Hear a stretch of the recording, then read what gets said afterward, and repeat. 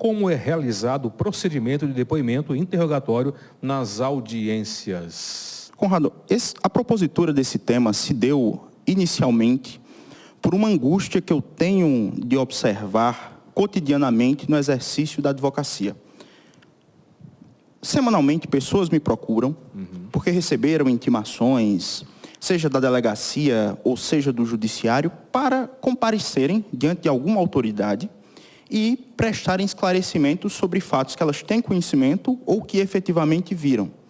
E aí, como diria Rui Barbosa, o cidadão, diante do judiciário, ele sente um temor reverencial, porque a estrutura do judiciário, das audiências em si, elas são carregadas de um simbolismo que demonstra a força e o poder do Estado, e é natural que o cidadão se sinta constrangido. Meu Deus, o que é que eu vou dizer? Como é que vão me perguntar? O que é que vai acontecer? E, sabendo do procedimento, a pessoa já vai com maior tranquilidade, porque ela sabe o que é que vai, como vai acontecer, quem vai perguntar, o que mais ou menos será perguntado, enfim. Então, a escolha do tema, na realidade, se deve a isso, a tentar minimizar esse tipo de angústia que as pessoas têm quando tomam contato com as intimações.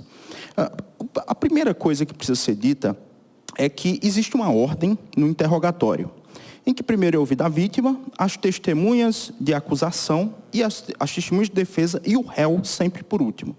Aí a gente diferencia. Ou a pessoa vai ser ouvida como testemunha para prestar um depoimento, ou ela vai ser ouvida como ré, acusada de alguma coisa. Então a diferença é essa. A testemunha, ela simplesmente viu o fato, ou tem informações sobre aquele fato, ou aquelas pessoas, e o réu está sendo efetivamente acusado de um crime. E muitas vezes as pessoas temem também de serem vilipendiadas de alguma maneira durante a audiência, só que todos têm um dever de urbanidade. Então, as pessoas podem ir para uma audiência esperando que os advogados, promotor, o juiz, eles vão agir com cordialidade e educação. Mas aí nós entramos numa seara um pouco complicada, que é o artigo 346 do Código Penal. Ele expõe que o crime de falso testemunho, ele se dá por duas maneiras. A primeira é a mais óbvia, é a pessoa ir até o delegado, o juiz, e mentir. Mas a segunda, menos óbvia e desconhecida de grande parte da população, é que também é crime calar a verdade. Então, a pessoa que tem uma informação e que vai até a polícia ou ao juiz e se cala, tendo visto o fato ou sabendo informações que são relevantes diante da justiça, omitindo, ela pode sair de lá processada pelo crime de falso testemunho, cuja pena vai de 2 a 4 anos. Então, a situação é sério, muito séria. Mas, apesar disso, hoje em dia, e eu cito um julgado recente do ano passado, do ministro Rogério Schietti, do Superior Tribunal de Justiça, ele, de uma forma vanguardista, consignou que é possível, mesmo para a própria testemunha, permanecer em silêncio em algum ponto do seu interrogatório, do seu depoimento, aliás. Então, a pessoa do povo que foi chamada para prestar um esclarecimento sobre determinados fatos, se ela não quiser falar sobre algo em especial que a prejudique, ela pode pedir ao juiz ou através de advogado para que ela permaneça em silêncio sobre determinados fatos, escolhendo as perguntas que ela vai ou não responder. Na frente do juiz, mas ela pode responder em off, por exemplo? Não. No caso, o ideal seria não responder de forma nenhuma. Nenhuma. Mas ela pode fazer esse tipo de pedido para o juiz de duas maneiras. Uma pessoa menos precavida esperaria chegar o dia da audiência e diria: doutor, eu não quero responder sobre esses fatos porque isso pode me prejudicar. Em outro caso, uma pessoa mais diligente, ela poderia contratar um advogado, para esse advogado entrar com um pedido de habeas corpus preventivo diante do tribunal e dizer: olha, essa pessoa foi chamada para prestar um determinado depoimento, só que existem fatos no depoimento dela que podem vir a prejudicá-la, colocá-la em risco, e diante desse risco, desse prejuízo, ela deseja ter o direito do silêncio respeitado. E aí foi justamente esse caso, um caso semelhante a esse, que chegou até Brasília, e o ministro, ele concedeu, houve o depoimento, a testemunha quis permanecer em silêncio, o juiz negou o caso, a defesa recorreu até Brasília, e em Brasília o ministro anulou o processo e mandou refazer o depoimento, respeitando o direito de silêncio da testemunha. Mesmo que a testemunha tenha uma informação que pode mudar todo o trajeto, todo o percurso do processo?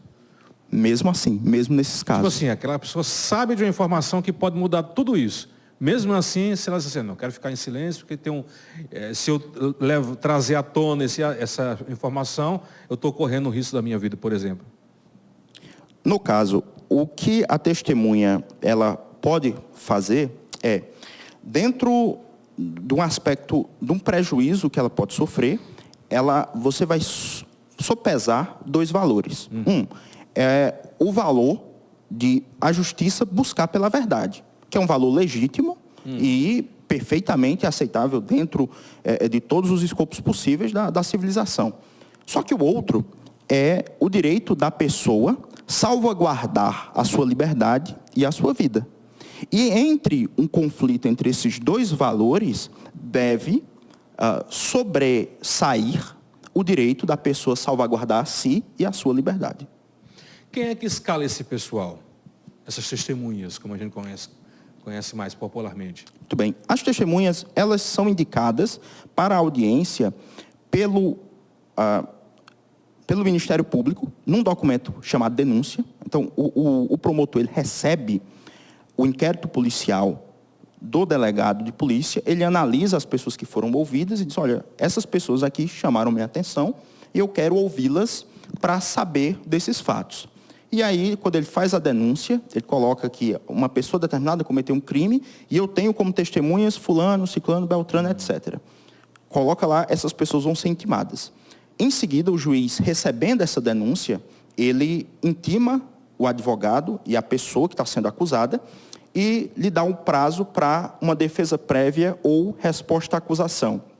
E aí a pessoa também, que está sendo acusada, tem o direito a depender do rito processual, porque nós temos lei de drogas, que é um rito próprio, Maria da Penha, outro, júri, outro, mas, em regra, a pessoa tem direito de chamar até 8 testemunhas, até 8. 8 testemunhas para que compareçam em juízo e contem a versão dela sobre aqueles fatos. E um detalhe importante, são 8 testemunhas por fato.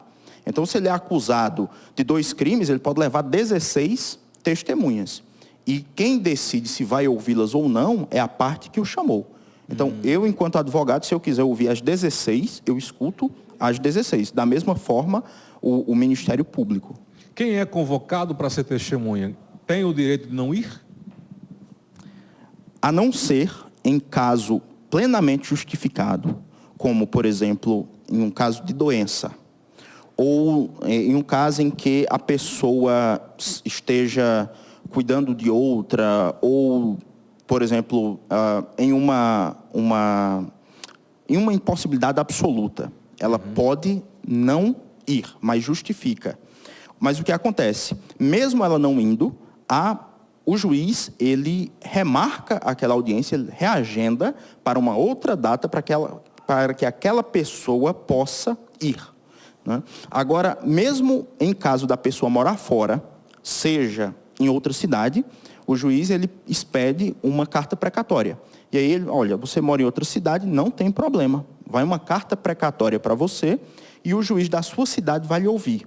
Vem a lista de perguntas e etc.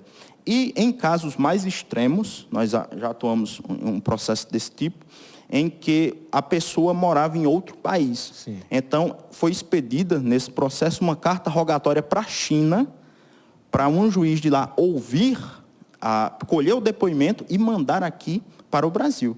Então, a chance da pessoa se eximir efetivamente é muito mais quando ou o Ministério Público ou a defesa dispensam aquela testemunha.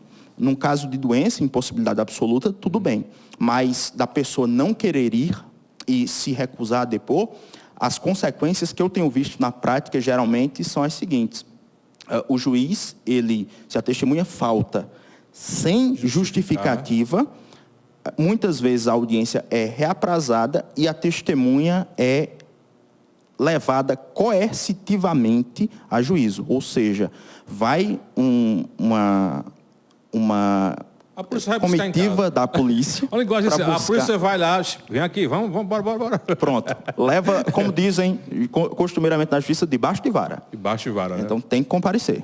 Ô Pablo, se um determinado crime, um crime, existe um menor, uma criança. A criança tem detalhes importantíssimos durante o processo. A criança o menor pode ser intimado a ser uma testemunha? Há alguma restrição em relação a menor de idade? Muito bem. Existe sim uma restrição.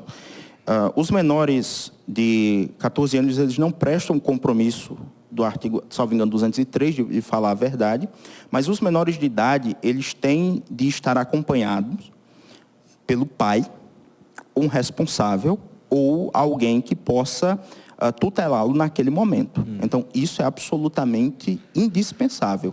O menor ele não pode simplesmente ir até a delegacia ou até o fórum, prestar o seu depoimento desacompanhado. Isso não pode jamais.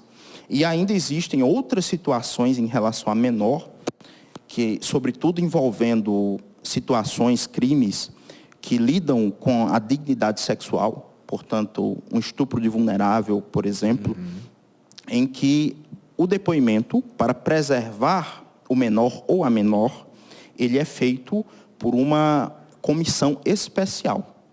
O advogado, o promotor, o juiz, eles não fazem perguntas diretamente àquele menor.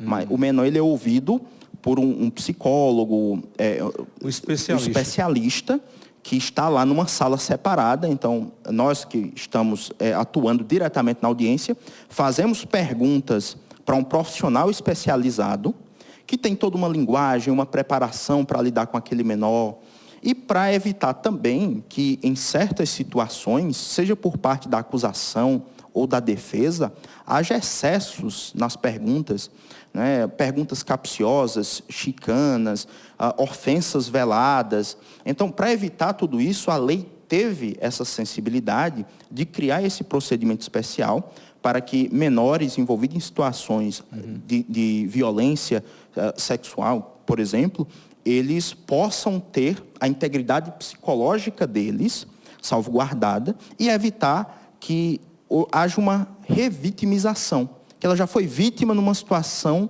terrível. E voltar a ser vítima, rememorando aquilo, sendo pressionada sobre aqueles fatos, né, às vezes cria um estigma tão grande quanto o do trauma primário.